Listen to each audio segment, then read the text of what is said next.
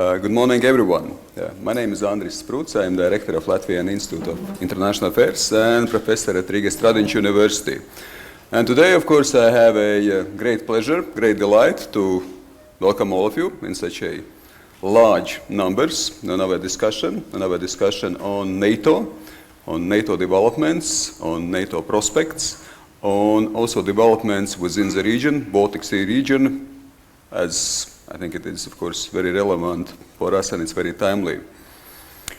We are experiencing a transformation of security environment. We are facing a number of major global and regional challenges. Transatlantic community is facing its own defining moments. Questions appear about the like-mindedness in the communities of the like-minded, such as the EU and the NATO. Further dynamics within the alliance might be influenced by the role of indispensable nation of the United States, developments within Turkey, relations with outside players, such as Russia. Some of the body language in the Brussels NATO summit was quite intriguing, but it's not, of course, about the body language. It's about the content and substance what was discussed in Brussels. Western-Russian relations remain fragile and precarious. At the moment, the risk of unmanaged confrontation has subsided. We see some new normal, but the new normal is not necessarily safe. Transparency of intentions, transparency of capabilities must be still further enhanced, including in the region. NATO member states are in a continuous search for balance between deterrence, between solidarity, between reassurance, and on the one hand, and the dialogue in our relationship with Russia on the other. There is some silver lining, certainly. In the Baltic Sea region, we see that actually we are quite stable, relatively stable and safe, as reassurance, solidarity, and deterrence measures have played a very important role. NATO Warsaw summit last year was absolutely instrumental in terms of perceptions and in terms of concrete steps. Around 20 countries out of already 29 are involved in enhanced forward presence in the Baltic region. At the same time, we realize importance of our own contributions. So the principle one for all and all for one, or vice versa, is working, is functioning, and I think we are of course contributing to this. So the progress achieved within the alliance is a collective effort. And this conference also is a result and outcome of collective effort, and manifestation of partnerships. And I am glad to, of course, mention our partners. As you see, a number of partners, NATO, Konrad Adenauer Foundation, Canadian and Polish embassies. And we're happy that actually the number of the partners, this collective effort is increasing from year to year. And we already had a similar discussion last year, just before the Warsaw summit, and now we can have a look, we have a reflection, we have observation, we can have our thoughts 1 year later.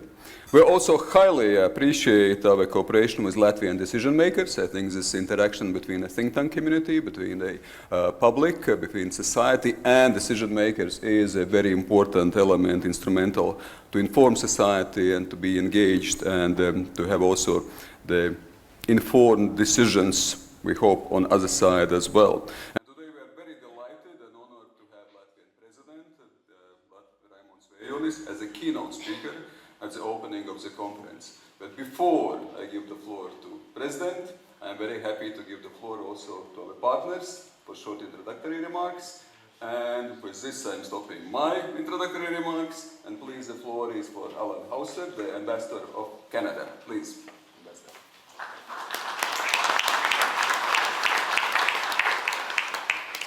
Mr. President Vējonis, Mr. Ex-President, Your Excellencies, Mr. Director, ladies and gentlemen, dear friends, I'm honored to be here today with you and participate in this important discussion 3 days before the opening ceremony of the Enhanced Forward Presence Battle Group in Latvia. Canada is proud to lead a multinational battle group and work alongside our allies from Albania, Italy, Poland, Slovenia, and Spain in supporting the Latvian forces. The Canadian forces will contribute over 450 troops to the battle group, including headquarters staff, an infantry company with light armored vehicles, military police, logistical and communication support. Since the end of the Second World War, Canada's commitment to an international order based on peace inspired our nation to become one of the 12 founding members of NATO. For 68 years, Canada has continuously functioned to promote the fundamental values of democracy, individual liberty, human rights, and contributed to international peace and security in partnership with our allies. As the Canadian Minister of National Defense, Honorable Harriet Sayan, said, Canada cannot be strong at home unless it is engaged abroad. Let me quote as well our Minister of Foreign Affairs, Honorable Chrystia Freeland, who said on June 6, during her address on Canada's foreign policy priorities, Canadian diplomacy and development sometimes require the backing of hard power. Force is, of course, always a last resort. But the principled use of force, together with our allies and governed by international law, is part of our history and must be part of our future. The entire speech would merit to be read in front of you today, but let me add these few words of our minister. A cornerstone of our multilateral agenda is our steadfast commitment to the transatlantic alliance. Our bond is manifest in CETA, our historic comprehensive economic and trade agreement with the European Union, and in our military deployment this summer in Latvia. There can be no clearer sign that NATO and Article 5 are at the heart of Canada's national security policy. End of quotation. The next day, on June 7, Defense Minister Sayan released our country's new defense policy called Strong, Secure, Engaged. After years of underinvesting, Minister Sayan announced the recapitalization of the Royal Canadian Air Force with a full fleet of 88 advanced fighter jets, of the Royal Canadian Navy with 15 surface combatant ships necessary to replace the existing frigates and retired destroyers, and of the Canadian Army's land combat capabilities and aging transport. Let me quote Minister Sayan in his own words. NATO remains essential in the face of renewed Russian aggression and the rise of violent extremism. Our government has returned Canada to a leadership role in NATO. We will sustain that role. End of quotation. We're also proud of our close economic relations, as Latvia is the first EU member state to ratify CETA, and second, after Estonia, to ratify the Canada-EU Strategic Partnership Agreement, or SPA, aimed at deepening our bilateral cooperation on matters of, among others, pluralism, human rights, international peace, security, effective multilateralism, and sustainable development.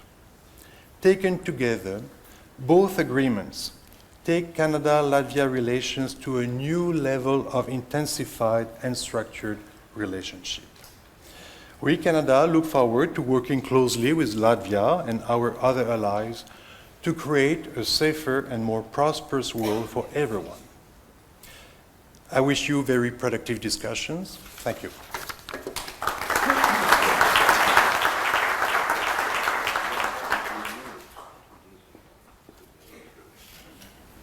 Thank you, Ambassador Hausser.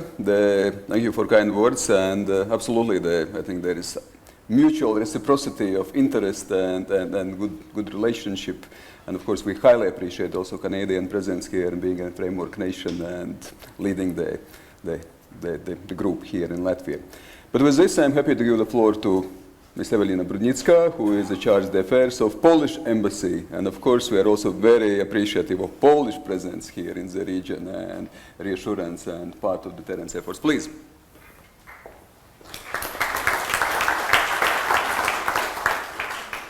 Your Excellency, Mr. President Vējonis, Mr. President Zattlers, Excellencies, ladies and gentlemen, dear friends. I am truly honored to launch this morning discussion in the presence of such a distinguished gathering, Mr. Vējonis, Mr. Zattlers, and our friends and partners from the Latvian Institute of International Affairs, Konrad Adenauer Foundation, and the Embassy of Canada. Throughout the last couple of years, from Wales to Warsaw, has been the slogan that guided us as we work towards adapting NATO's capacity to respond to threats to reflect the changes taking place in our security environment. Precisely a year ago, on this very same spot, a group of experts discussed possible outcomes of the then upcoming NATO summit in Warsaw. As it turned out, the historic summit in Warsaw did not fall short of the Allies' expectations. The decisions we made in Newport and in Warsaw began the process of NATO's adaptation to the new security environment. The topic of today's seminar, From Warsaw to Brussels, indicates that we are moving forward in realizing our vision for the future of the alliance. Ever since the annexation of Crimea and Russian aggression in Ukraine, NATO has been facing a declining security environment beyond its borders. What we are seeing here in the region is being compounded by instability in the Middle East, acts of terrorism, and migratory pressures. Recent events in the cyber environment prove that the new areas of our activity and daily lives are being constantly and increasingly tested by those wishing us harm. Our priority has always been to make sure that our region and the entire transatlantic area remain secure, that our borders remain safe, and our societies can prosper, shielded from any external threats. New challenges facing NATO in our immediate neighborhood were the root cause of the decisions we made together at the NATO summit in Wales and Warsaw. These challenges and threats are multifaceted, encompassing many elements, both conventional and unconventional. NATO is the most effective platform and embodiment of our transatlantic bond. In order to respond successfully, we need a holistic approach only NATO can offer. This entails ensuring both deterrence and the credibility to restore a sense of security among our citizens. Such was the task we took upon ourselves in Wales and Warsaw, and that task has yet to be completed. I am happy to acknowledge that the process of NATO's adaptation continues unabated. The continuing leadership and commitment of the United States and the other allies to the security of Europe and our region is crucial in that regard. Let me observe that Poland and its immediate allies, Latvia, Lithuania, and Estonia, have already stepped up to the task. In April, we welcomed troops from the United States, Great Britain, and Romania, who together will form a multinational battle group as part of NATO's enhanced forward presence in Poland. At the end of May, a Polish tank company consisting of 160 Polish soldiers was deployed to Latvia to join a multinational battle group led by Canada. Only yesterday, these troops concluded the annual Sabre Strike training exercise, which provided them with the opportunity to gain practical and theoretical experience and improve multinational cooperation, further enhancing the formation's ability to serve as a strong deterring and stabilizing force in the region. An inauguration ceremony to formally welcome the Enhanced Forward Presence Battle Group to Latvia will take place on Monday. We are both proud and honored that Polish troops are a part of this formation. NATO troops are being deployed in this region for the first time in history. Poland, both a host and a nation contributing troops to Latvia, advocates the long-term presence of these forces for as long as threats to regional security persist. Latvia's security is our security. With this word, I wish you an interesting discussion.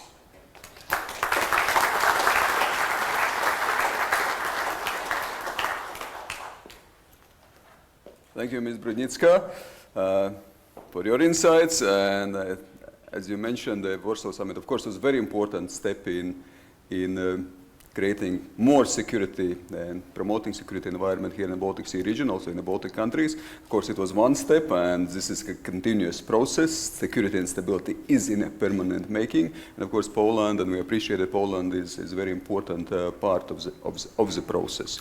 But with this, I am very happy to give the floor to delighted, and honored to give the floor to the President, Latvian President Raimonds Vējonis. President Vējonis, as a president and also before in capacity of Minister of Defense, was staunch promoter of the NATO solidarity, the NATO cohesion, the Latvia playing an active part, Latvia also contributing its part in the NATO budget, not to be the free riders, but exactly to be full-fledged members in NATO solidarity activities. President Vējonis, I am very delighted and honored to give the floor to you, please, for keynote speech.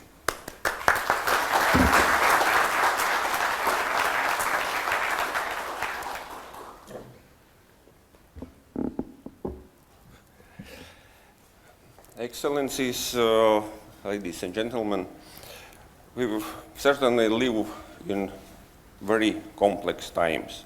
When Latvia and 6 other new members joined the NATO alliance in 2004, we thought that our security was ensured for the foreseeable future. However, events have shown otherwise. The cyber attacks on Estonia in 2007, the Russian occupation of parts of Georgia after the brief war in 2008, and most recently, the occupation and annexation of Crimea and the war in Donbass have awakened old fears of Russia. The Baltic states used to be regarded by many of our allies as overly concerned about Russia's intentions.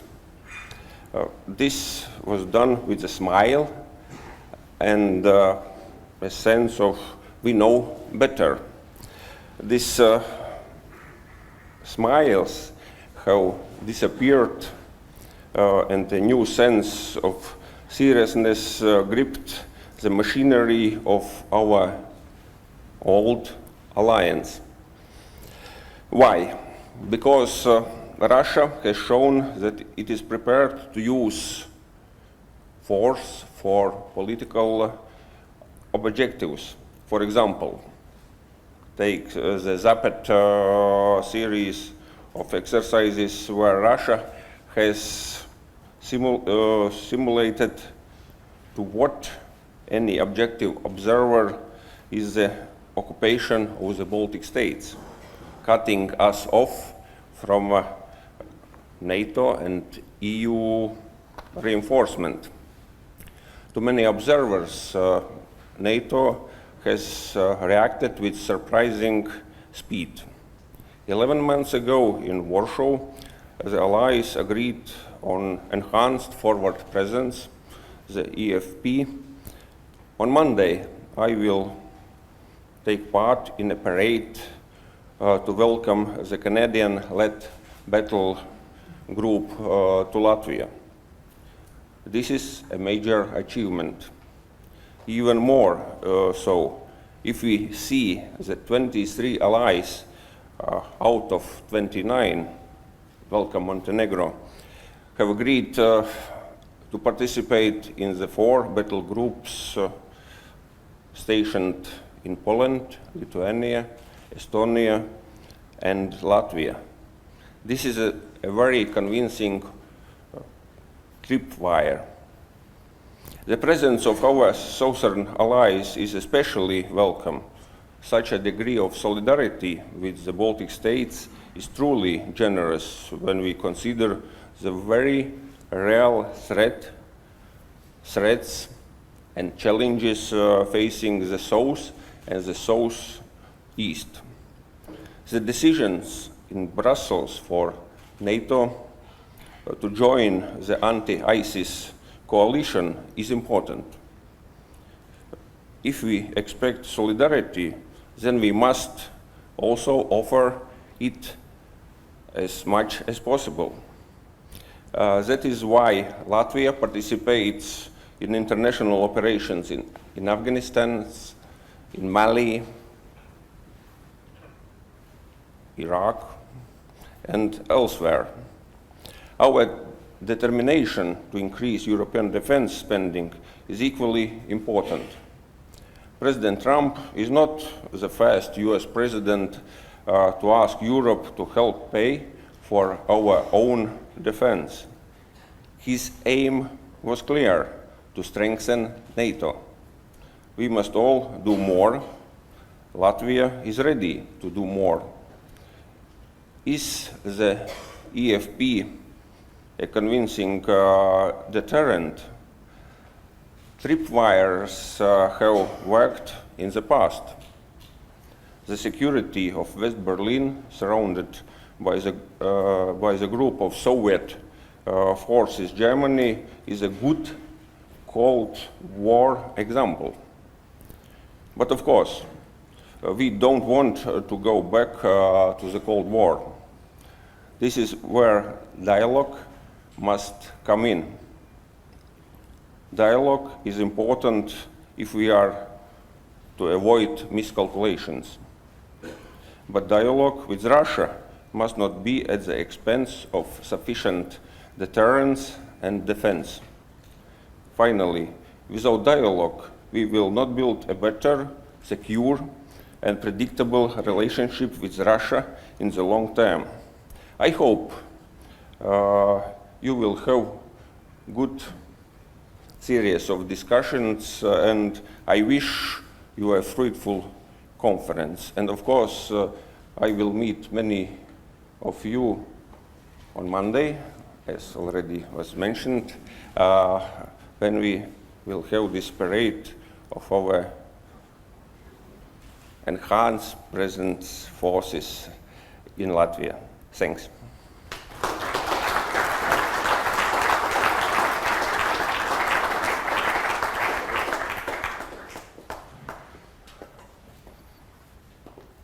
Thank you, Mr. President, for your insights, and I think you already set a good background for discussing the more in also detail the issues that are important for all of us. It is about the homeworks within the NATO. It's about Latvia's homeworks within the NATO as well. It's about different vectors, and it's not just focused on the Baltic Sea region, but the South as well is important for other NATO members. And if we speak about solidarity, we should take into account the solidarity aspects. But of course, the security within the NATO and developments within the NATO is one part. But then, as you finished your introductory speech, that also dialogue with Russia is an important element. Dialogue with our outside partners still remains as important. I think the dialogue is an element or tool of self-confidence, and I still hope that NATO is an alliance not only of like-minded but also self-confident. But with this, I am happy already to introduce where is the moderator, Mr. Edijs Bosch, who is a good colleague, of course, of mine, and he is an associate professor at Riga Stradiņš University, and he is associate fellow at Latvian Institute of International Affairs. Edijs, please, the floor is yours, and you can invite your co-speakers and co-participants of the panel so that to have already the vibrant and lively discussion. Thank you so much.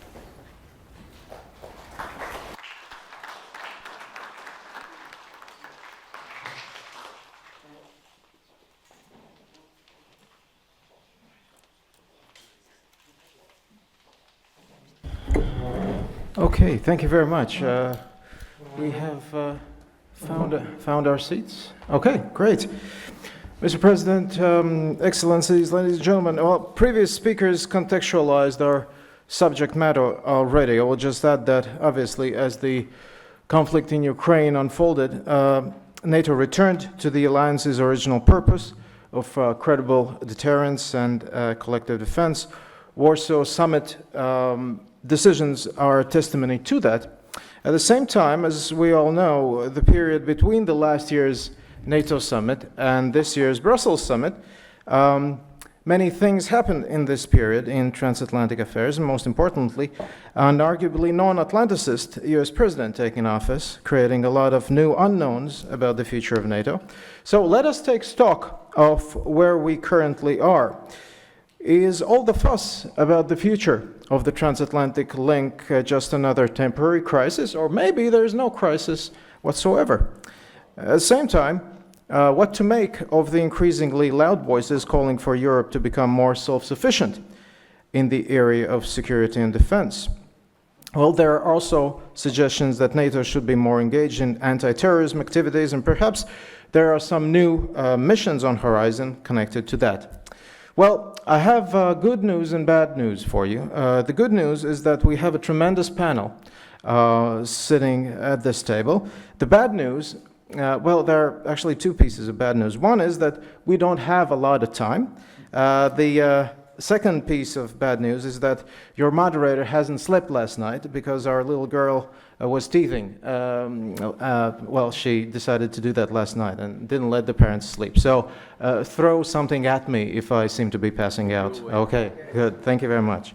Let me introduce our tremendous panel. Michel, he's Senior Fellow of Atlantic Council's Brent Scowcroft Center for International Security. Prior to that, Leo had a long career with the U.S. Department of Defense. I looked up Michel's full bio, and well, his experience seems to go back to the American War of Independence, or almost that. So it's an honor to have you here. A warm welcome to you. Alessandro Scheffler is here as well with us. He teaches international politics at the Federal University of Public Administration at Brühl, Germany. We have Nick Childs, Senior Fellow at the International Institute for Strategic Studies, where he specializes in maritime security. Well, prior to that, Nick had a long career with a little-known broadcaster known as the BBC, if I'm pronouncing it correctly, also specializing in defense and security. Welcome. Anna Wieslander, Director for Northern Europe at the Atlantic Council. She's also Secretary General of the Swedish Defense Association, and she has also been Deputy Director at the Swedish Institute for International Affairs. Welcome, Anna. And Eric Powell, representing NATO itself and the Alliance's Public Diplomacy Division. So the US, Germany, Britain, Sweden, Brussels, Latvia. Let us hear perspectives from all across the transatlantic space of where we're at. So, very briefly, we have to break for coffee at 10:30. I'm advised that we have to keep track of time very carefully in order not to deprive all of you of refreshments. So, what we will do is that we will begin with 6 minutes of opening statements from all of our speakers, and then the Q&A session. We have a microphone that is going to be traveling around if anyone wants to get along, and please be active. I mean, don't rely on me. As I've told you, I'm not in a good shape today. So, Eric, if we could start with you. What is the view from Brussels on all of this? Thank you very much, and thank you very much for the invitation, firstly, in such an important audience, the President here present, and I guess many ambassadors, and of course all preparing for the, perhaps my trip to Latvia is important, but of course my real boss will come here, I think, early next week for all the ceremonies, so I don't want to mow all the grass for him, of course, but well, you said, I'm from Brussels, and you mentioned the nationalities. By the way, I'm Dutch, so maybe there's also a little bit of a Dutch element in this as well. On the future of NATO, of course, as an official, I think I'll leave all the speculation more to the think tankers who can speak their own mind. Of course, I'm an official, so I have to explain a little bit what, let's say, the short-term future of NATO is as far as we know it, as far as our heads of state and government have laid it out at the Brussels meeting recently, but of course more importantly the Warsaw summit and the Wales summit before that. But before going into speculation, I want to bring some good news that I think a lot of people are forgetting, is the recent Pew Research poll that came out on the 23rd of May this year. And amazingly, NATO's image is improving on both sides of the Atlantic. The favorable view of NATO went up 9% in the US to 62%. In Germany, 67%, up 12%. In Canada, 62%. In the UK, up 11% to 60%. In Poland and the Netherlands, of course, this is all due to my good work, is 79% and also going up. On the key question of defending an ally in case of a Russian attack, in the US and Poland, 62%, also going up. So I think these are pretty good results for any public institution. With all the talk today about political crises, loss of trust in politics, and the alleged looming end of the Western liberal order. So while concluding there is still substantial and stable public support for NATO, where are we going in the next few years? I want to mention two key features of NATO. Firstly, our enduring allegiance to the 1949 treaty, its core functions, and its core principles of individual liberty, human rights, democracy, the rule of law, and respect for international order. That hasn't and won't change. But the second key feature is our adaptability. We have always adapted to the changed security environment, and we are doing so now again. The first thing I want to mention is what we call 360-degree adaptation. It's clear we are facing the greatest security challenges in a generation, with Russia breaking international law, turmoil in the Middle East and North Africa, and brutal attacks by ISIL and other terrorist groups, including in our own countries. While sticking to our three core missions, collective defense, crisis management, and cooperative security, we're also adapting to the new security environment, strengthening our deterrence and defense posture. I think EFP is a key example of that, and projecting stability beyond our borders. At the Warsaw and Brussels summit, we committed to further adaptation. We are enhancing our forward presence in the eastern and also the southeastern part of our alliance. We're stepping up our efforts in the fight against terrorism, and we continue to adapt to new threats, including by bolstering our cyber defense and countering hybrid warfare. At the Brussels meeting on the 25th of May, we agreed an action plan for NATO to step up its efforts in the fight against terrorism. Firstly, we reviewed our training mission in Afghanistan. We are, of course, still awaiting the US review of its Afghan policy, and we agreed that we will continue to sustain our mission in Afghanistan. We will also continue our training efforts for Iraqi, Jordanian, and Tunisian forces. Secondly, we also decided to expand our support to the global coalition to defeat ISIS. Our AWACS surveillance planes will help improve airspace management for those AWACS. At the same time, we agreed that NATO will become a full member of the global coalition in which all 29 allies already take part. It will enable NATO to take part in political deliberations, including on the coordination of training and capacity building. Thirdly, we decided to establish a terrorism intelligence cell within our new intelligence division. And work is also underway to establish what we call a hub for the South at our Joint Force Command in Naples. Fourthly, we're looking at making greater use of NATO's Special Operations Headquarters, which already offers tailored counterterrorism training for allies and partners. And this could involve more mobile training teams deploying to countries at risk. And finally, the alliance is doing a lot in the fight against terrorism. That is why a senior NATO official will be assigned as a coordinator to ensure that our new action plan is implemented swiftly and effectively. The other main theme was that we need to continue investing in our defense and to ensure fairer burden sharing across the alliance. We decided to develop annual national plans, setting out how allies intend to meet the defense investment pledge we made together in 2014. The national plans will cover three major areas: cash, capabilities, and contributions. Firstly, how nations intend to meet their commitment to spend 2% of GDP on defense by 2024, of which 20% should be invested in major equipment. Second, how to invest additional funding in key military capabilities that we need. And third, how allies intend to contribute to NATO missions, operations, and other engagements. The first set of reports on national plans will be completed by December this year and will be reviewed by defense ministers in February 2018. NATO's relationship with Russia. We reaffirmed our dual-track approach, strong defense combined with meaningful dialogue. Allies stand strong together, not to provoke a conflict, but to prevent a conflict and to preserve peace. At the same time, we remain open to dialogue with Russia to increase transparency and reduce risks. There is no contradiction between strength and dialogue. As long as we are strong and united, we have to engage in a political dialogue with Russia. Russia is our neighbor, Russia is here to stay, Russia is not going to go away, and we need to try to get tensions down to improve the relationship.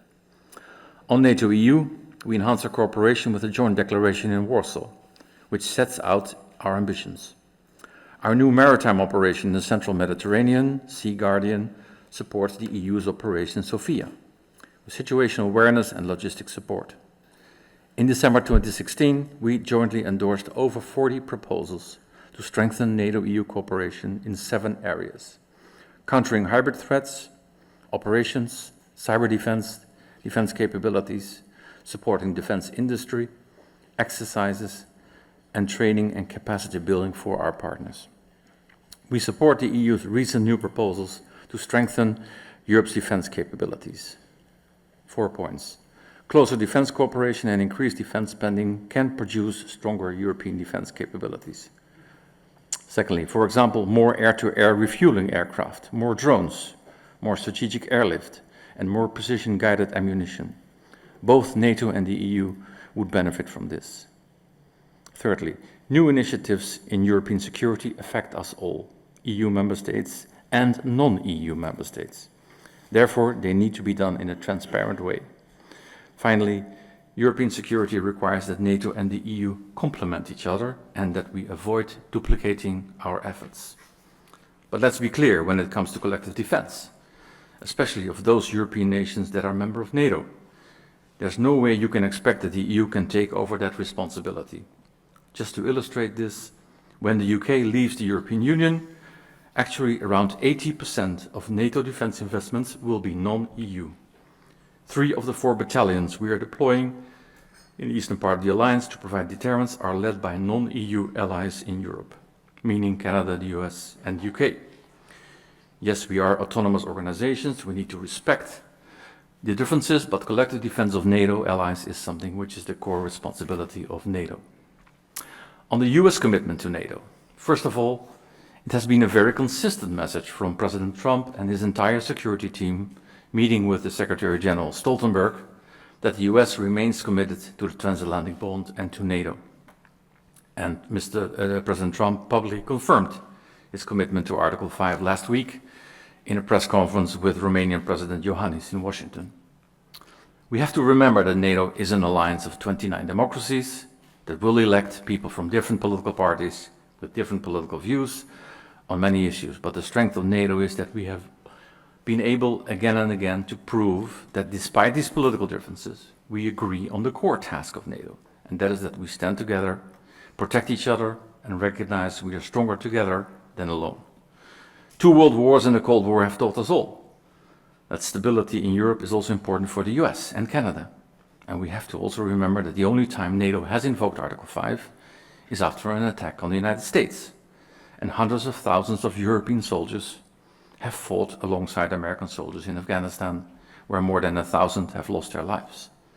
So as Europeans, we should remind the world about the fact that yes, NATO is crucial for NATO's European allies, but NATO is also important for North America. So as far as predicting the future of NATO, let me highlight 5 challenges or issues ahead of us. Firstly, we clearly need to work on keeping the internal cohesion strong, sticking to our core principles and objectives. and investing in keeping the transatlantic bond healthy, strong, and relevant. Secondly, you could say this is the first time in our history that we have to address multiple and very different kinds of threats at the same time. And also ensuring that the 360-degree approach meets all the various security interests of all allies. And we should avoid having a sort of East versus South debate. Thirdly, NATO's role in counterterrorism. Will it be seen as substantial enough? Indeed, many of the measures we have to implement in the fight against terrorism have not much to do with NATO. It's police, civilian intelligence, border control. It's the ideological fight. Economic measures are also not in our remit. So cooperation with the European Union here is crucial. But there still is a major military component in fighting terrorism. Look at Afghanistan, Iraq, Syria, etc. There are some people who say, well, maybe we should also find a new role as a sort of training alliance. And clearly, there's no more appetite for large-scale missions like ISAF in most of the NATO nations. And this is why we're increasingly focusing on what we call defense capacity building, training, advice, and assist missions, helping fragile nations to finally fend for their own security themselves. Fourthly, managing the money issue. Meeting the US expectation on fairer burden sharing by a substantial rise of defense budgets of a majority of the other allies will be crucial. Fifth, finally, managing the NATO-EU relationship, including the effects of Brexit. Make sure that the goal of the EU Security and Defence Union doesn't lead to unnecessary duplication. Concluding, yes, there are major challenges for the future NATO, which will require constant adaptation, but it also has become clear that there simply is no alternative for NATO as a fundamental tool for global stability, for international order, and defender of the values that we all share. Thank you very much. Well, thank you very much for these. Well, you elicited a round of applause. I mean, that's a good sign for an opening statement. I would now go to Leo Michel. What is your assessment of the state of the transatlantic link? Thank you very much. Thanks for inviting me. Look, as the only American speaker at this conference, I think I feel obliged to address what in the United States we call the elephant in the room. And the question is, what does the arrival of the Trump administration mean for NATO? So, and in my remarks, I'm a private citizen now, I will be pretty blunt. You will recall that during his 17-month campaign, then candidate Donald Trump made a number of provocative statements on NATO. He repeatedly referred to it as obsolete. He was asked during the campaign whether NATO allies could count on U.S. military aid if attacked by Russia, and he gave an equivocal response. To quote him, he said, if they fulfill their obligations, he was speaking of their financial obligations to us, he said, then the answer is yes. Even after he acknowledged last April, when he met the NATO Secretary General in Washington, that, quote, well, NATO is no longer obsolete, he went on to suggest, contrary to the facts, that other allies owe vast sums of money to NATO and to the United States, and that he, Donald Trump, deserved credit for convincing the alliance to fight terrorism. His meeting in late May with fellow NATO leaders, and in particular, I would point out his failure, apparently his personal decision to strike from his remarks an explicit recommitment of the United States to fulfill its Article 5 obligations, did not seem to put to rest doubts about his understanding of how the alliance works. And you saw this reflected in the remarks by Chancellor Merkel when she voiced what I believe were widely shared concerns, when she pointedly remarked, after meeting with President Trump in the NATO and also in the G7 formats, that, and I'm quoting Chancellor Merkel, the times in which we could completely depend on others are, to a certain extent, over. End of quote. And yet, and despite repeated criticism from even members of within his own party, it took another 2 weeks before the President finally made an explicit statement of support for Article 5, but he did it in response to a question from a Romanian journalist following his meeting with a visiting Romanian president. So I have to tell you that from my perspective, this is not all good news. An American president must choose his words wisely. And I can tell you that when I was still serving in the Pentagon, I was in the Pentagon on the 9/11, during the 9/11 attack.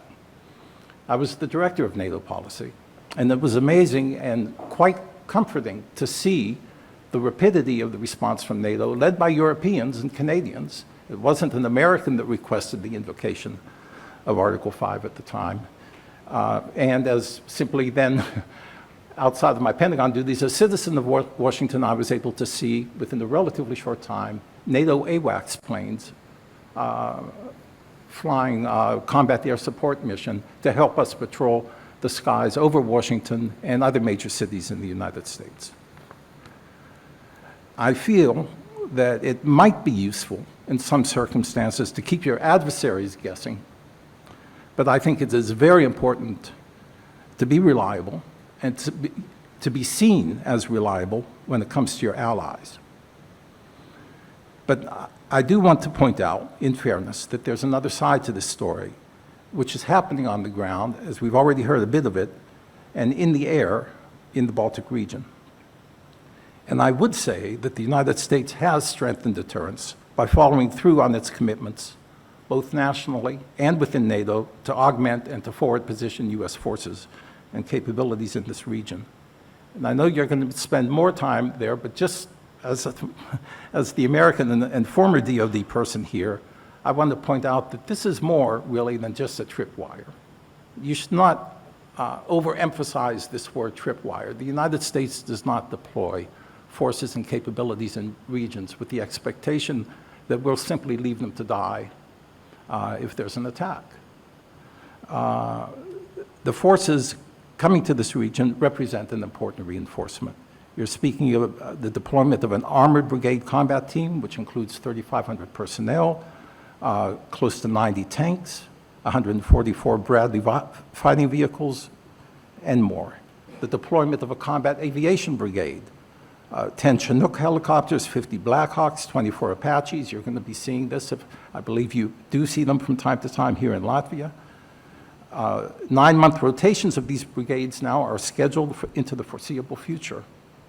And this is an important addition to the 2 brigade combat teams that are still permanently present here in Europe.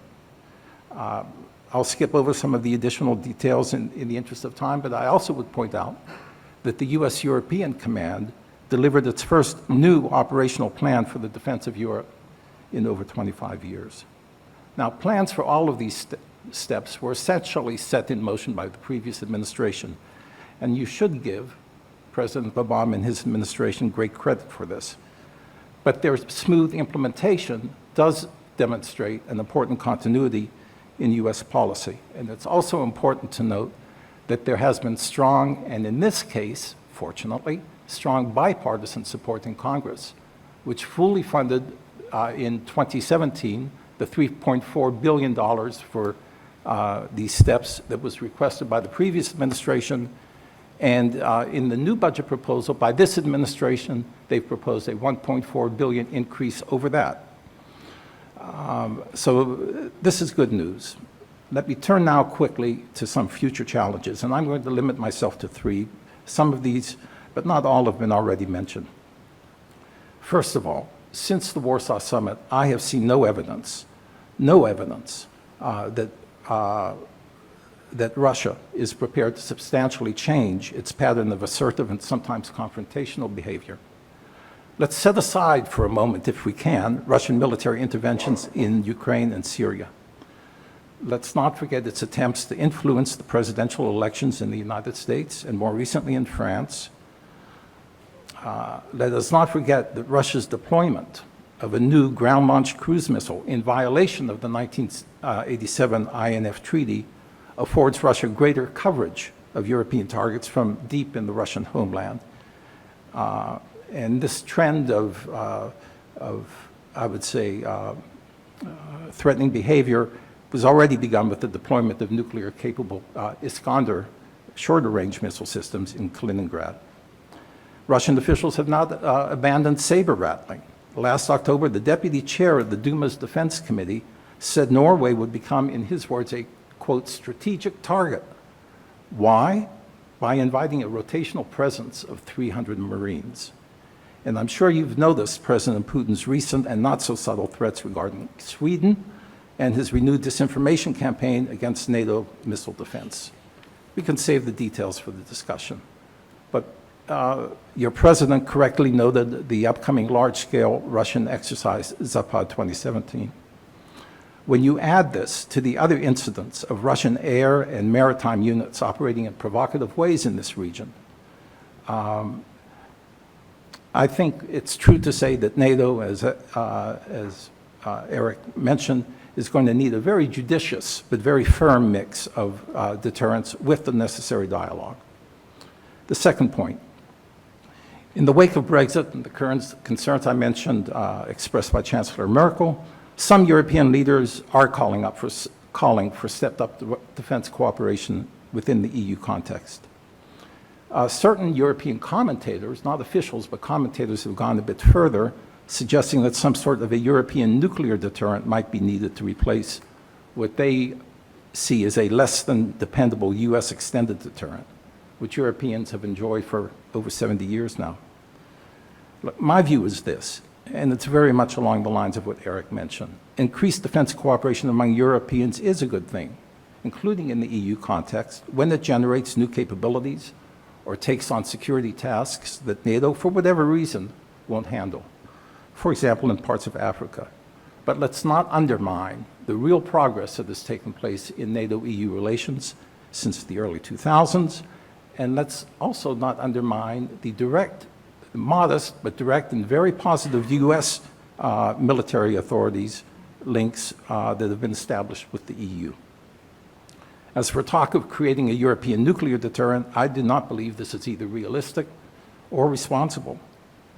Let's be frank here. Is either France or the United Kingdom prepared to offer their respective independent deterrents as a replacement for US nuclear forces? Or are they prepared to create some kind of bilateral executive and command and control authority that would be put on offer to the other non-US allies or to the EU? And I think the answer is no to both questions. Instead, we should focus on fully implementing what the Warsaw Summit Declaration said regarding nuclear weapons. And a very important sentence there, I'll quote from it, it called for sustained leadership focus and institutional excellence for the nuclear deterrence mission and planning guidance aligned with 21st century requirements. Nuclear weapons are not going away. Finally, European and our wonderful Canadian allies do need to keep in mind that the United States does have some unique global responsibilities, notably in the Asia-Pacific region. Secretary Mattis, who's a very, very fine Secretary of Defense, pointed this out in a recent speech that I will call to your attention during the Shangri-La meeting in Asia.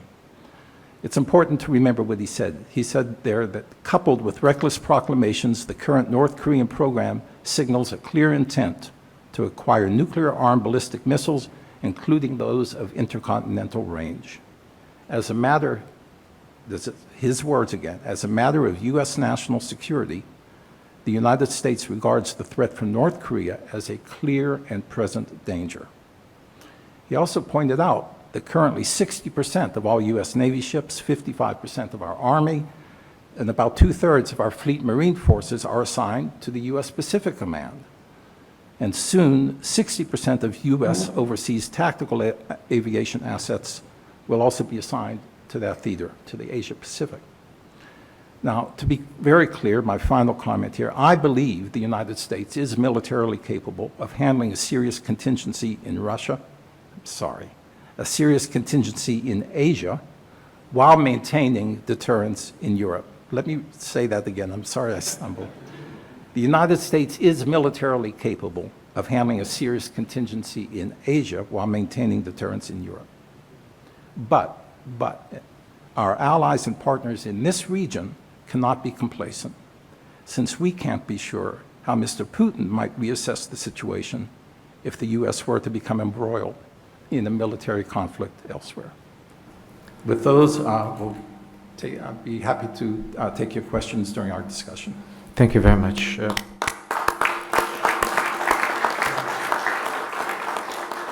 Yeah, I think a number of things that just demand further discussion. Like, for example, how does it come where good and the bad signals come together, and how to interpret their coexistence, so to speak, in American policy. Thank you very much, Leo. Alessandro, we now turn to you as, I don't know whether, did we switch me off? No, I'm good. So I don't know whether it's fair to classify you as the German representative at our table, or you're just a researcher. Whatever role you want to take, please go on. Thank you, Alice. So, of course, I'm a researcher, so I present no position but my own. But of course, I work for a government institution, and I think I can provide a fair view of the German viewpoint, even though I have to say I've spent more time working under guidance of the US Department of Defense than the German one. So, okay. So, to me, the main problem with the current administration for actual NATO policy is that President Trump and his NATO priorities have brought a double challenge for the alliance. When it comes to the East, we had by 2017 or by the end of 2016 arrived to a kind of consensus on that this is what we're going to do. We had agreed in Warsaw on what exactly we'll do on the EFP. And now suddenly this new president comes in and he casts doubts on that. And that has been profoundly challenging, particularly for those countries who had a hard time to get to that consensus in the first place. And we know that he has put up a great national security team in which we have great trust. But the problem is, we know that it's not Secretary Mattis, but it's President Trump who takes the 3 a.m. call. And I think it will be quite difficult for Europeans to ever be comfortable with that thought. I think we just have to learn to live with that fact. And it has been discussed a lot, this harsh focus on 2%. But as has been mentioned before, more presidents have had a focus on the 2%.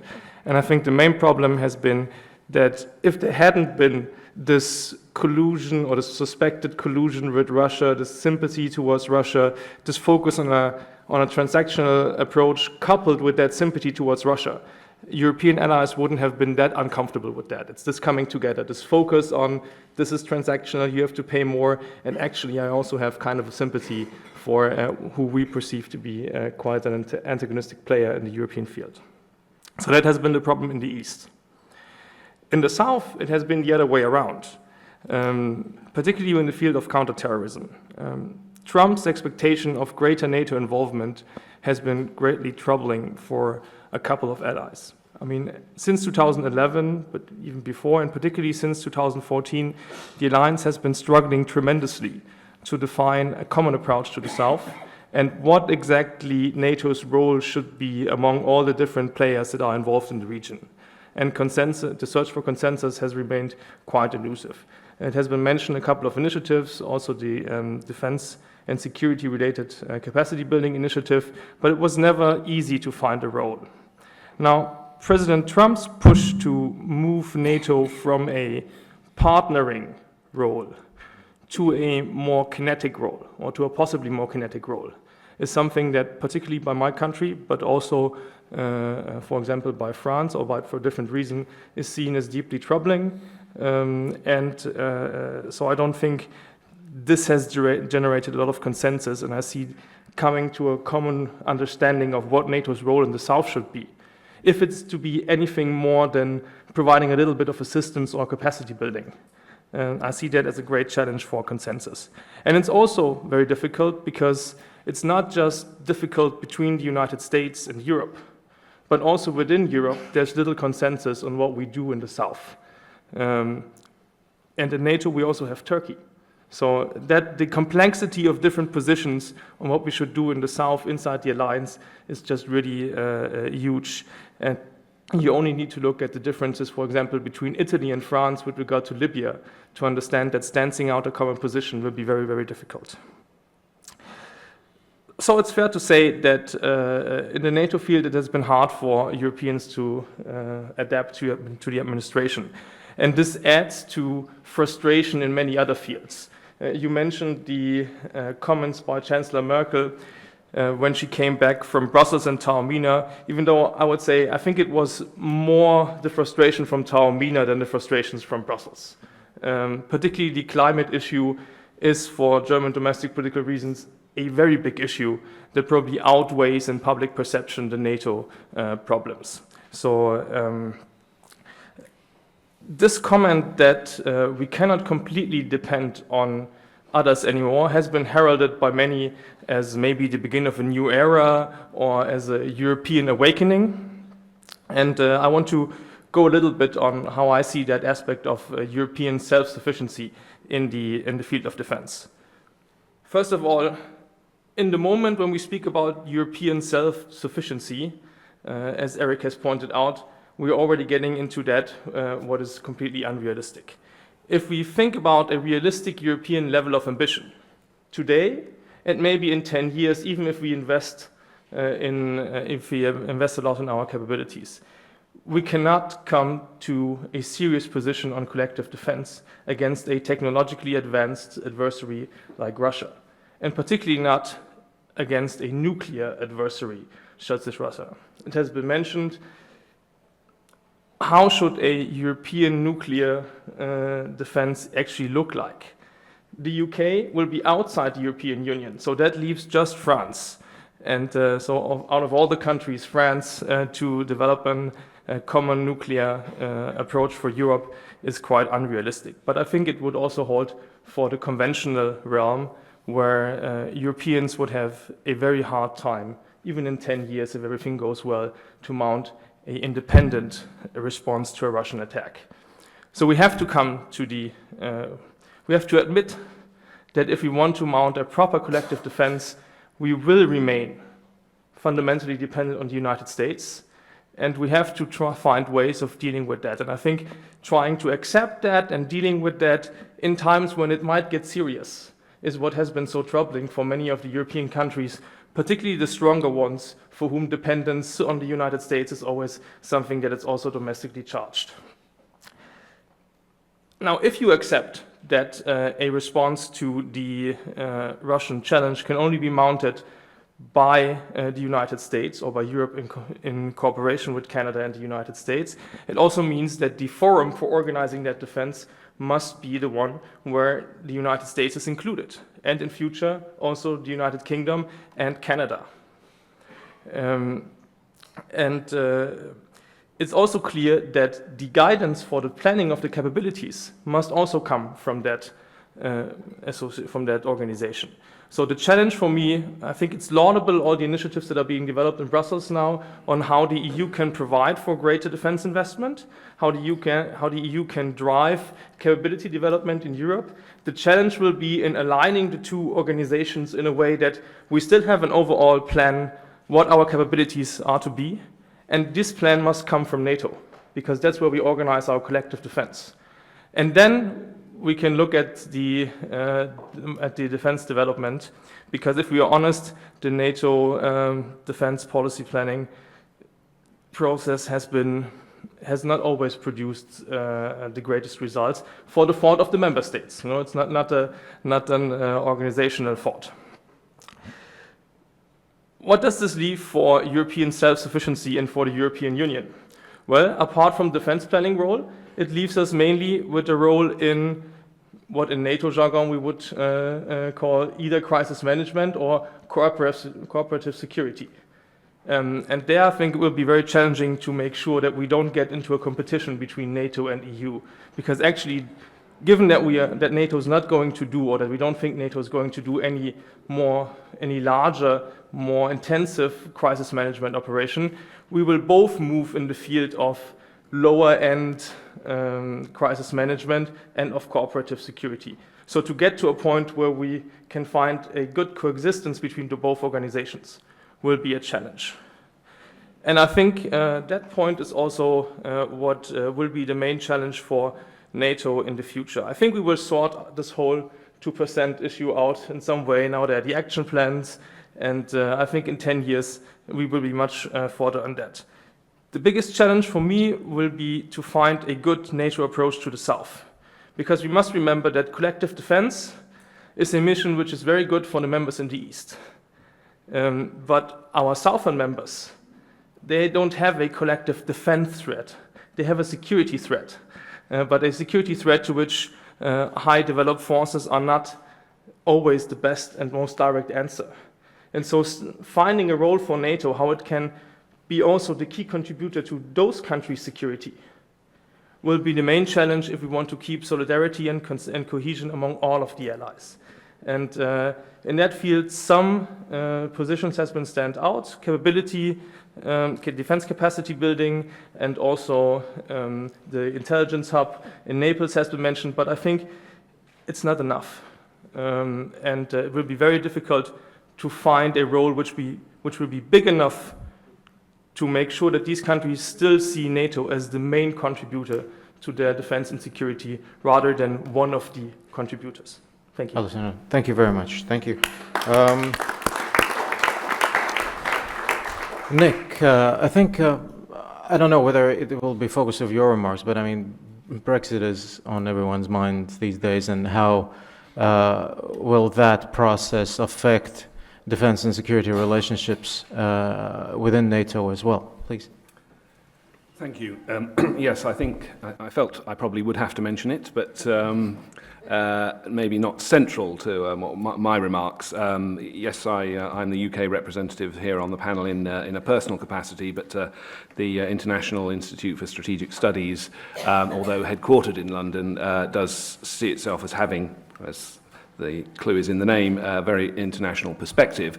It's also an organisation that prides itself on analysis based on facts. And just in terms of that, and in terms of the data, clearly, as has been suggested, and it's clearly in all our thoughts, a huge element of the trajectory of NATO's adaptation and development in the future is based around this question of the commitment to 2% and achieving that as far as possible in the time frame stipulated, and there is the political commitment there to move towards that. But just in terms of the facts, it's probably worth pointing out that if all the NATO European members who currently don't meet that 2% target were to achieve that, this is based on 2016 figures, it would require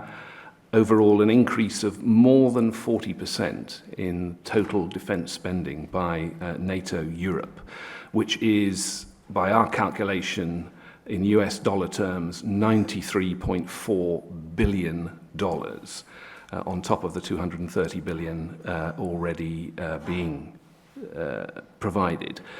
Germany alone would be required to spend more than $30 billion extra in terms of its own defense spending. So that's the scale of the challenge if fully met.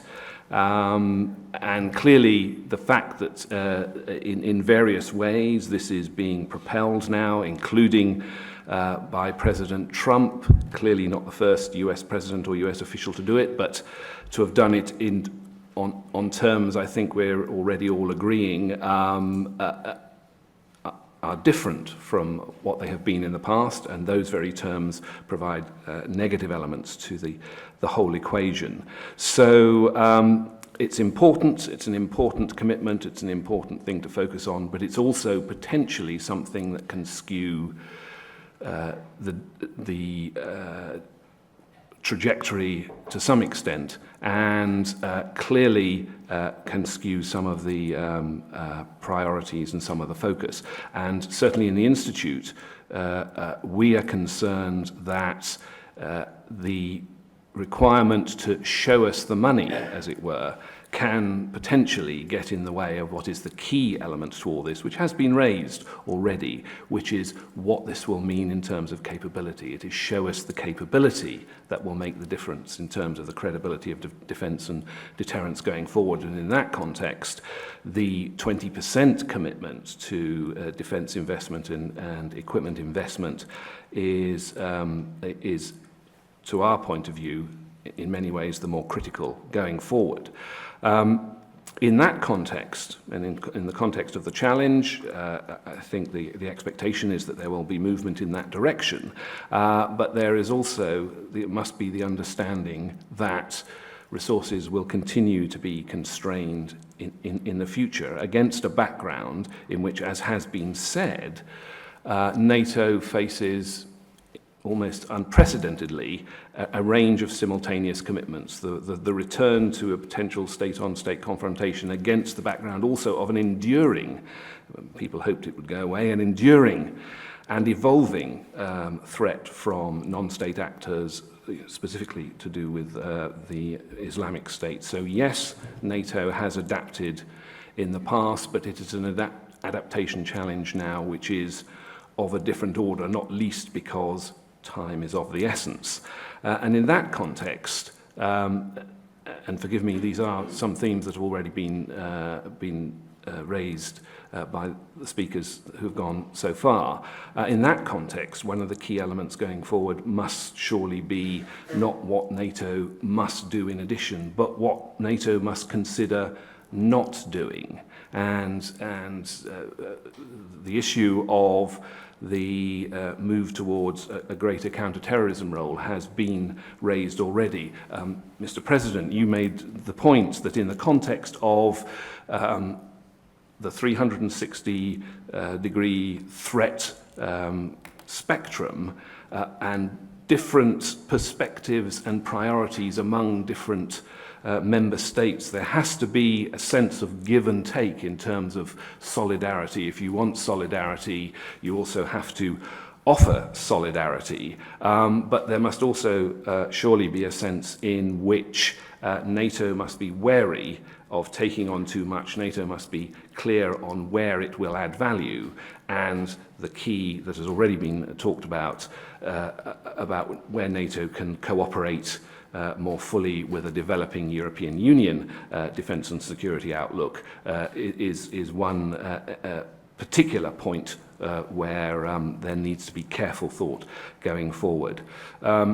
Leo mentioned, and we will hear more in terms of the detail of the enhanced forward presence role in the next panel discussion, but in terms of the credibility of the defence and deterrence posture going forward, the key to building on what has been agreed already is the long-term capability of being able to show that what is being deployed can also be supported and, if necessary, reinforced in the future. And you'll not be surprised, given my naval and maritime perspective, that my concern in terms of looking at future developments and focus, that the response posture so far has very much focused on land and air responses. And yes, there have been efforts also to bolster the maritime response capabilities and maritime capabilities more generally. My perception is that more needs to be done in that area for the future, and that is critical in terms particularly of that transatlantic link. Russia has been raised, and the challenge that Russia represents has been raised. From a capability point of view, in the Institute, we are very much of the view that it is necessary to be sure of what one is talking about in terms of the Russian challenge, particularly in terms of military capability. It's necessary to calibrate that challenge. Russian armed forces have their own problems, and in terms of the totality of resources available, cannot match NATO, and we mustn't forget that. But the evolution, particularly of the Russian anti-access area denial capability that we have seen, is significant. There's no real need, I think, here to remind the audience here of the potential reach of those systems, even just out of Kaliningrad, for example. And in the Institute, one of the developments that we match in terms of that anti-access area denial capability is what we call the calibrization of the Russian fleet, the caliber of the family of Caliber missiles that the Russian Navy has and are now deploying across the range of their surface and submarine capabilities. Giving them a distributed offensive capability cannot be underemphasized. Likewise, the issue of the reactivation and further investment in Russian submarine capabilities is a critical element in the challenge in the maritime environment, but also the challenge to that future NATO credibility of posture in defence and security and that transatlantic link. The good news, I suppose one could argue, and this is a good news element coming out of the Trump presidency, if you like, to some extent, is the fact that if there is one area that has received a considerable amount of attention from the president in terms of actually rebuilding US defense capabilities, it has been in the area of the US Navy. He's admittedly probably plucked out of the air the figure of a 350 ship Navy over and above the original previous target that the US Navy had set of just over 300 ships. As it coincidentally happened, the US Navy itself also released a very similar increased target for its battle force of 355 ships.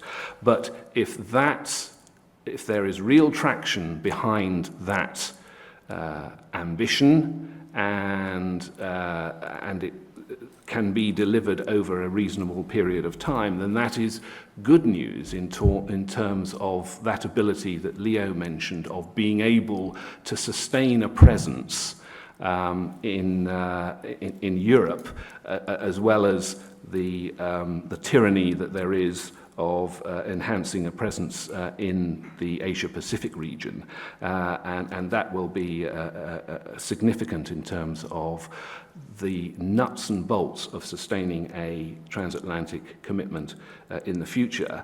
The caveat to that, I would suggest, is that the US Navy and the US defense generally is steaming full speed for the horizon of innovation and exotic technologies that will that will allow them to take on the new peer competitors they see out there. And so the extra challenge in a NATO European context, we believe, is that one of choosing, if you feel you need to, and I think there is a need to, choosing what capabilities Europe can provide to keep up with and therefore be able to maintain interoperability with the United States in the future. Two very small elements, and I'm conscious of the time, that I would throw in as possible elements to consider for the discussion that are related to the United Kingdom's role in all of this. One is that one answer to these tensions and frictions that still exist and are having to be managed in terms of different perceptions in different parts of the alliance over where the priority should be, is the promotion perhaps of more sub-regional elements and groupings, and one of those that might provide and help bolster capabilities particularly in this region, is a UK initiative around the Northern Group, which might provide further focus for enhancing capabilities here. But that is only on a modest scale. And one of the major issues, I think, going forward, both in terms of NATO itself, but also NATO-EU relations, as has been mentioned, is the B word, Brexit. Clearly, one of the elements, certainly as far as the current government is concerned, in terms of messaging on this is to reinforce, at least in a declaratory sense, the UK's commitment to NATO as the pillar of European security in the future, and I don't see that changing. The question around Brexit that remains unanswered is what will the actual impact of whatever Brexit occurs have on the UK's ability actually to deliver capability and commitment. There are a number of elements to that, one of which is, particularly in the aftermath of the recent general election, which has provided a government with no overall majority, the extra bandwidth that will be required just to stay in office for that government, but also the extra bandwidth that will be required in terms of policy and strategy simply to manage Brexit now, mean that there will be less, frankly, room to be able to provide a positive input into defence and security discussions going forward. And the other big uncertainty, clearly as far as the UK is concerned, is what the impact will be on the economy. Whatever else might or might not happen, if the economy suffers, 2% of less is less, and that may well be a factor as far as the UK going forward is concerned. I will stop there. Thank you very much, Nick. All right. Before we hear from Anne, let me just remind you, we have actually very little time left for the discussion and answer a question and questions and answers. So I would just warn you to be ready for the moment when all the speakers are done with their first round, so that we can gather the questions and understand the direction you want us move in terms of what subjects to touch upon more. And please, the mixed picture coming out of the previous presentations, on which side do you fall on all of these observations? Thank you very much. And thank you for inviting me. I don't know if now it sounds as if it's on. I will make my remarks around four topics: the international system, the transatlantic community, NATO, and a few words on Russia. First, I think on the international system, it's important to realize that what we see now, the threats or the trends that pose challenges to the transatlantic community, to the liberal world order, they were there before President Trump. We saw rivals at the state level from China, from Russia. We have seen the rise of non-state actors with Daesh, Al-Qaeda, and we have also seen the weakening of the soft power of Western values. All of that has been there before, and it's there. I think we are moving towards something new, regardless of how it's discussed now. So what's striking, I think, is that President Trump does not really, he dismisses the system that was created by the United States and for the United States. That's the difference that we see now, and it's not really clear what the substitute will do for America. But it's clear that he has, in a way, abdicated as the leader of the free world and is more focused on interests and building a system where American interests align with other states' interests. That's where we will find cooperation in the future. That's how he outlines it in his inauguration speech and also in other key documents. I think we need to be prepared for that, so to say, if they can pursue that kind of paradigm shift. What that means for the transatlantic community in the broader sense, and then I mean the US and Europe as partners on the global arena, driving values together. Of course, this will be a difficult time ahead. And clearly, Trump did not make any friends when he visited Brussels a few weeks ago. I think this is a sign of this, in particular on trade, quarreling with Germany, climate, leaving the Paris Agreement. This is worrisome for Europeans, and it is for good reasons so. Also, there we have Trump being supportive of Brexit, not really supportive of the EU as an idea.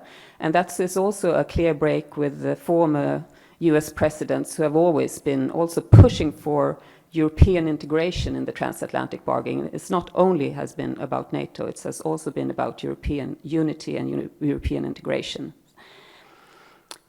So where does this leave us on NATO? Actually, despite of this, on security, I'm a bit less worried than on the broader scene.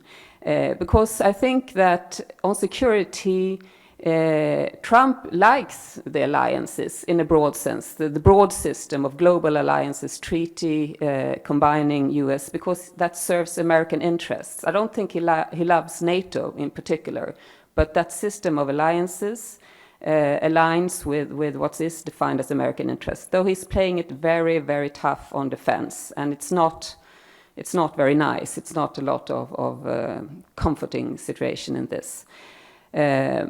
But as has been pointing out here by Leo, we have a strong military support, a strong military presence here. We have the European Reassurance Initiative being increased with 40%. That's huge, I think. So we have to differ here in between the military and the political dimensions of NATO. I think for the political side of NATO, there will be little energy ahead. While the military things, if Mattis consists in and is being able to push these issues ahead, there will still be movement within NATO. So I think we can see a difference here. On the Article 5 turmoil, as well described here before, to some extent, I think it was a little bit self-created also. We raised high expectations on this Article 5 before of Brussels. And sometimes we do not really help ourselves to stay united in that sense. This was something we kind of accelerated the question marks regarding this to a great extent, I think, by ourselves. So it's also becoming politicized within the Western sphere, and that's also something to look after. So in NATO, I would just say a few things. Can we expect from the UK, as was pointed out here, that the UK will drive now ahead a European pillar within NATO to kind of counterbalance the initiatives from especially France and Germany within the EU? Will it be possible? On counterterrorism, will it be possible to actually put the resources on the table needed to step up and do the training missions that everyone think is about what NATO can provide to the south? But the resources are lacking. In the Baltic Sea region, I think we're much better off now on deterrence with enhanced forward presence. But I think what's lacking is that we should look at this area more together, allies and partners, and create deterrence by denial in a joint vision, not only fighting in a contested environment. We can do more there together. My final point is on Russia, as has been mentioned also. I share Leo's assessment there. I would like to say that we should be prepared, to my mind, for Russia using the turmoil in the system now for some kind of strategic surprise. That would also serve the interest of consolidating power ahead of the elections in 2018. I think the EU and NATO should talk about this now. I think we should look especially at, not within the institutional territories, but within the spheres of interests. And then by then I mean Ukraine or Belarus, Georgia, Moldova, or the Balkans. And I think we can go ahead of things by preparing or even preventing such a development ahead. Thank you. Thank you, Anne. Okay. Well, did I not tell you we have a tremendous panel? It was a pleasure listening to all of them. But we have 15 minutes left for a discussion. So let us try and let us find out where to steer this conversation. I mean, this depends on you because, I mean, there are a bunch of elements that are all, I mean, equally relevant. All of this discussion about continuity and change in American foreign policy. Different aspects of Article 5 discussions, European self-sufficiency and carving out an updated role for NATO for the southern concerns, so to speak. So which of those directions is you want to hear additional comments and reflections upon? Alain wants to, yes, if we could give the microphone too. And by the way, the president left, but I don't think we were sort of guilty No, you weren't. It's not because of us, He it's was because of looking at him. his watch. All right, good. Yeah. Arthur Slange, I'm a member of the Parliament on the Foreign Affairs Committee and European Affairs Committee. There's no doubt that events in Washington has shaken us up. I'm not beating about the bush, okay? And we send teams to Washington to measure the pulse. And I must say that you are right when you say that the team around him are very supportive of NATO and traditional American, defense thinking. And we have never met so many congressmen and senators as now. So that's very reassuring, but we are shaken up. My question to you would be about European defense. Of course, we have to increase it, and we are all doing it, but let me stress it was after Russian aggression at Ukraine. Then in Northern Europe, at least, we all started doing it, right? That was the deciding factor. But my question is, Germany is now central in Europe. You're talking about Great Britain. Britain is fading away, okay?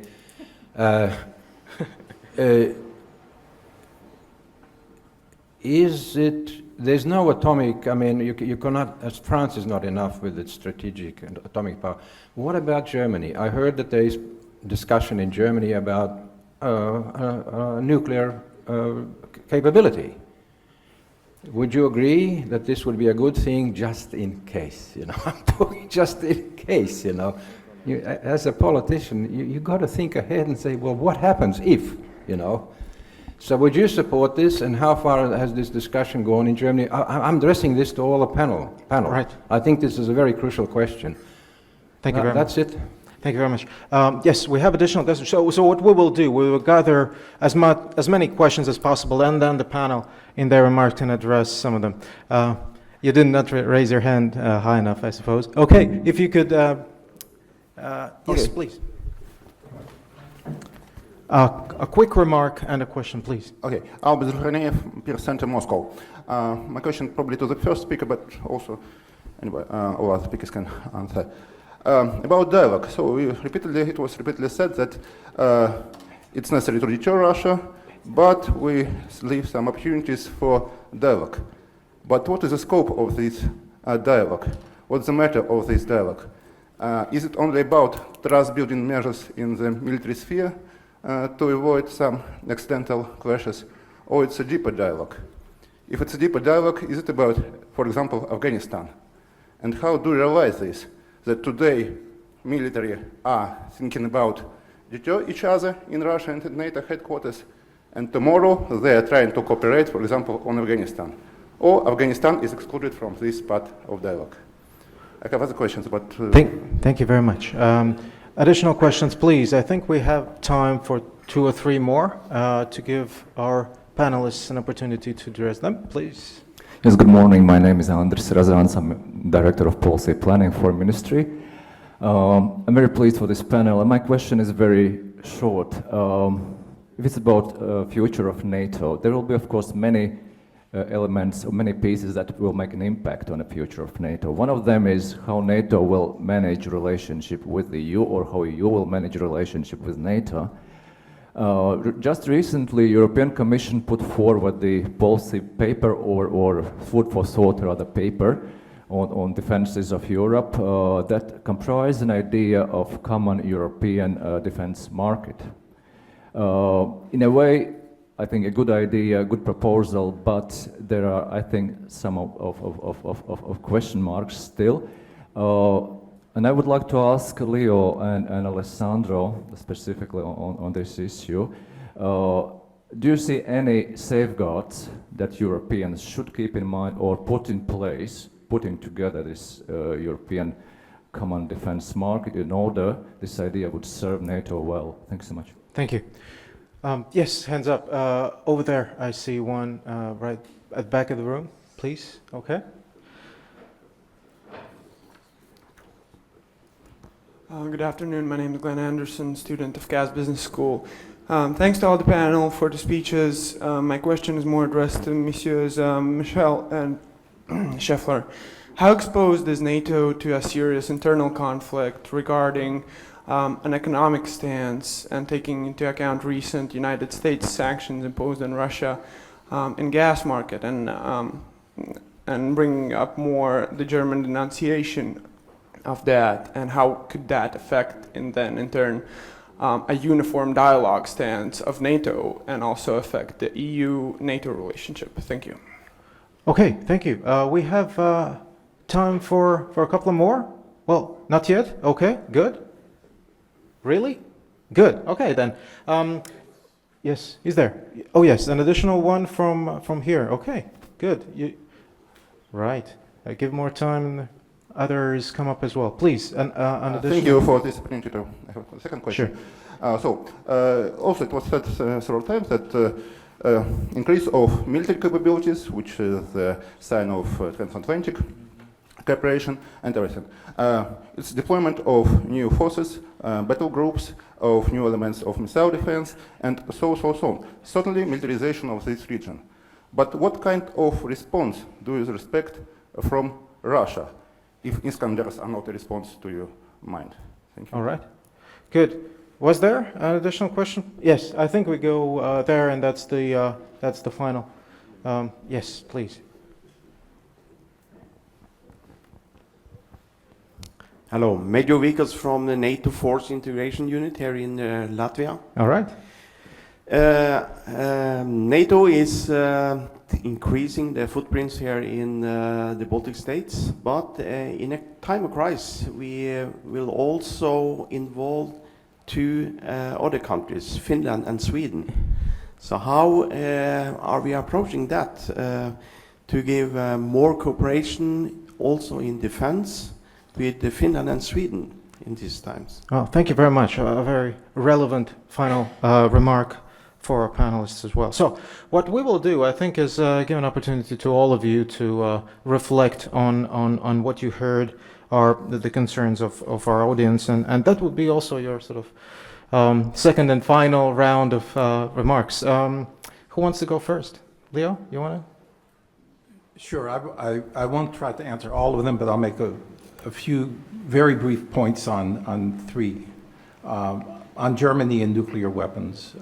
Germany still has a basic law that it would not be a nuclear weapon state. Germany, there is a small number of NATO allies who, under arrangements through NATO, host US nuclear weapons on their territory. NATO doesn't identify publicly who those countries are. Germany has self-identified itself as a country that has a very small number of US nuclear weapons, non-strategic nuclear weapons on its territory. And those have been controversial. So I think the idea that there would be, under any foreseeable circumstances, an important shift towards Germany to consider building a nuclear force of its own, I simply think that's not going to happen. I would say, though, that one of the reasons why the United States needs to pay attention to its credibility in Europe is that we have bilateral allies in Asia who pay attention to what we do in Europe. And a lack of US credibility or a wavering of US determination in Europe could cause, under certain circumstances, countries like Japan, who are allies of the United States, bilateral allies, South Korea, those are the two that really come in mind, to perhaps reevaluate the fact that they are non-nuclear countries depending on the US umbrella. It's not in anybody's interest that that happen. With regard to Russia, cooperation with Russia is difficult in a number of areas. It's not impossible. Russia was one of the signatories for the agreement on the Iranian nuclear situation. That was helpful. Russia always or sometimes plays a double game by selling military capabilities to Iran that aren't helpful either. There was talk early or during the Trump campaign, early in his administration, we're going to cooperate more with Russia in Syria. The United States military, and we have certain allies also conducting operations in Syria, we conduct those in a different way than Russia. There have been credible reports of direct Russian attacks on refugee convoys and so forth. That's not the American and the Allied way of doing war. So I think practical cooperation in areas like that could be very difficult. And with regard to a common European defense market, it's an important topic. I would say personally, I am not encouraged by some of the rhetoric from the president himself on the need to buy American, America first, and so forth. And I would not like to see this generate a reciprocal European view. Oh, now we may only buy European. There are a lot of advantages for technology and costs in cooperation across the Atlantic. As difficult as that might be, we have some very good examples of it. You would be surprised the number of French components, by the way, in some US defense systems and vice versa. The gas market, I would leave that to the comment on the EU. I would finally say I'm living now in Finland, working actually for a Finnish research institute. With regard to the United States and Finland and Sweden, over the recent years, and in particular last year, the previous administration signed some very significant defense cooperation agreements with these two countries. They are not NATO allies, they do not benefit from the formal Article 5 guarantee and so forth, but they are very important, and they understand, I am convinced, that their security depends on what happens in this broader area, that they can't wall themselves off. It will be up to them to decide in the future whether or not they want to become members of the alliance. Thank you. Alessandro. Okay, first maybe to make one point clear, there has not been a serious debate about the development of nuclear weapons in Germany. There has been one article by a journalist, and then two parliamentarians wrote a follow-up article, and basically when they wanted to elaborate on that, they got a call from the Chancellery that they better don't take that interview. So there has not been a debate. Nuclear sharing is an issue. You know, in the last coalition, it was written in the coalition contract that Germany wants to get rid of nuclear weapons on its soil.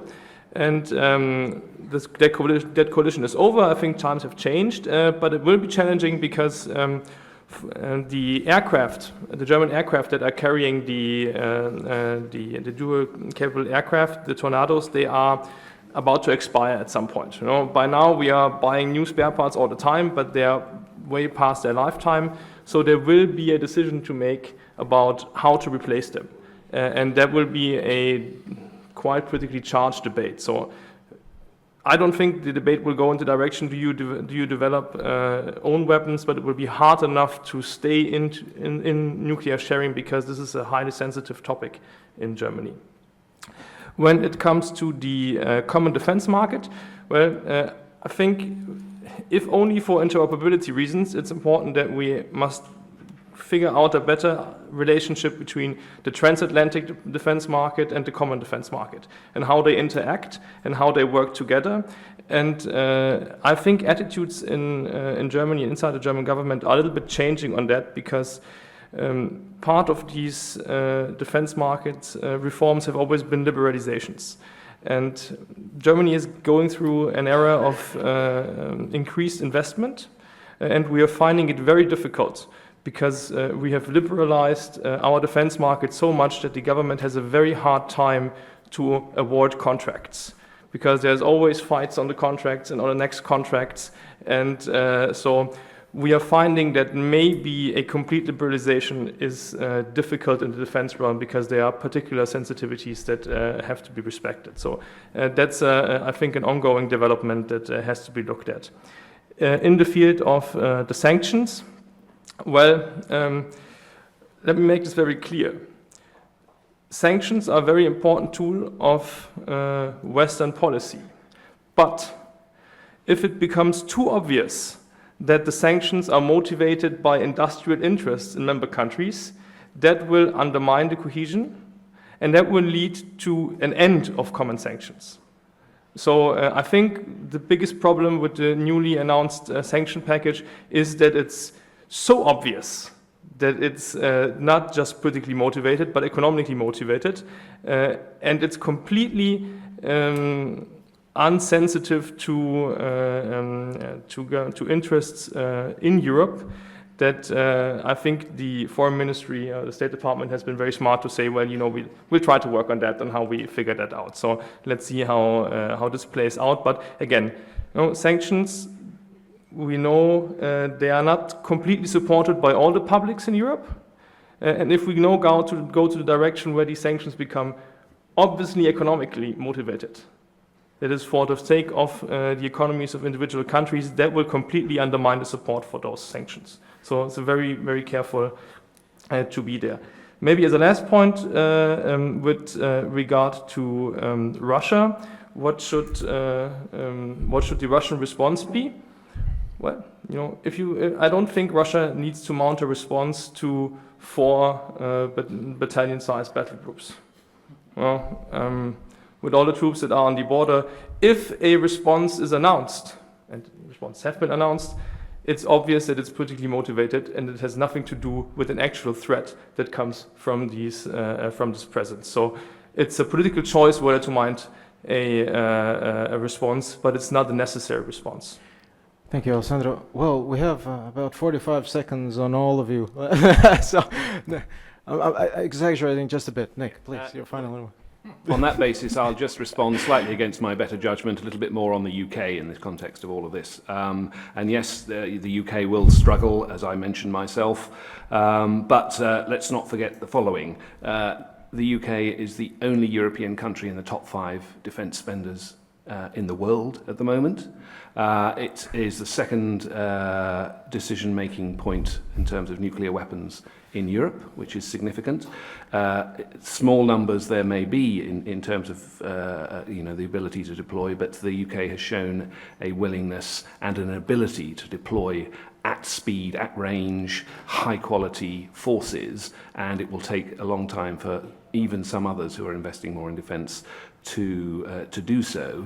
And one burden-sharing point is that the UK over the next few years will commission 2 65,000-ton aircraft carriers, which will be second only in terms of capability to the US Navy's aircraft carriers. A huge drain on UK resources, but the kind of burden-sharing that gets really noticed in Washington, I think. Thank you. Anne. Thank you. I can respond to the question on Sweden and Finland, perhaps, then. Because that's something I follow closely. First, to start with, I mean, Sweden and Finland are as interoperable as most NATO partners, and we have the host nation support treaties in place. We have participated extensively in exercises. That needs to continue. I think also it's important to see how we can hook into the changes that are made in the command structure now within NATO. What I think also that we need to work on is the problems being a partner, not an ally, is on operational planning, of course. What can we do there? I mean, we can't do joint planning, but can we do more of information sharing, more on coordination? That's one important area. And the other area is on decision making. We are, of course, not at the table at NAC if there is a crisis. But there are mechanisms for decision shaping in international missions that could be transferred to more of the collective defense setting, which could perhaps ensure us to be in at an early phase and therefore being able to prepare and share intelligence and so on at an early phase. Eric, we have run out of time, so if you could sum up in my place. No. My role. Please. Summing up is your responsibility. Regarding the dialogue with Russia in the NATO-Russia Council, of course, firstly, we not only talk to Russia in the NATO-Russia Council, all our ministers and leaders have regular bilaterals with Russian leaders, both on the political and the military side. But of course, in the NATO-Russia Council, what are we talking about? Well, firstly, we always say, and we will continue to say, that the first agenda item will always be Ukraine, because that's the reason why we have this problem with NATO, and we will not diverge from that, although, of course, the Russian ambassador always tries to avoid that topic, but we will insist on keeping that as agenda item number 1, because that's the reason why this problem has started. In the meantime, we have expanded the number of topics as we think it's in our interest and in Russia's interest. For example, about particularly transparency on exercises. Zapad was mentioned. Clearly there is quite concern if 100,000 troops are allegedly going to stage massive exercises in Belarus and on the border here with the Baltic states. And indeed, compared to 4 battle groups of 1,000 almost. Yeah, that is a worrying thing that we will, no doubt, will track very closely what's happening there. We're also talking about Afghanistan and the Russia Council, for example, because of the need, if you see Russia's bigger involvement in sort of trying to start reconciliation talks by its own, which of course is also something we are rather concerned about, that at least this should be done and led by the Afghan government and with our support. German nuclear weapons, I totally agree. I don't think this is going to happen anytime soon. And remember, at the last summit meeting in Warsaw, we again reiterated the NATO stance on nuclear weapons, saying that in principle we support, of course, nuclear disarmament, if we can do this with everybody who has these weapons. But if not, and as long as nuclear weapons are around, NATO will remain a nuclear alliance. The Iskander deployment, of course, this is not a, we don't see this as a response to what we are doing. We are doing our stuff in response to what Russia did in Ukraine. Let's not forget that. That's where it all started. If Ukraine had not happened, we would not have NATO troops here now under the enhanced forward presence. And on Sweden and Finland, yes, of course, when we talk about Baltic security, indeed, Sweden and Finland are not members of the alliance, but they are very close partners already for a long time. And particularly if we talk about Baltic security, we always invite Swedish and Finnish ministers, heads of state and government, to come to the NATO summit or NATO ministerials, as we will have on the 29th of June, we'll have a defense ministers meeting. And for one of the sessions, we again invite also the Swedish and Finnish defense ministers to join this discussion. So, although not being a member, maybe they're also sort of half a member already. That's not true, of course, but thank you. Okay. From my side, I apologize for taking up too much time. But I mean, again, the panel was tremendous, and I think our discussion and all the panelists reminded us beautifully that I mean, it is important what is going on in the White House, but sometimes it is also important not just to become fixated on it, because there are a lot of things going on within the alliance and in the transatlantic setting. Okay, thank you very much. I mean, I have to tell you that the coffee break is going to be 10 minutes now, and then we're instead of 20. I mean, I take all the responsibility for that. But before we break, please join me in a good round of applause to our panelists. Thank you very much.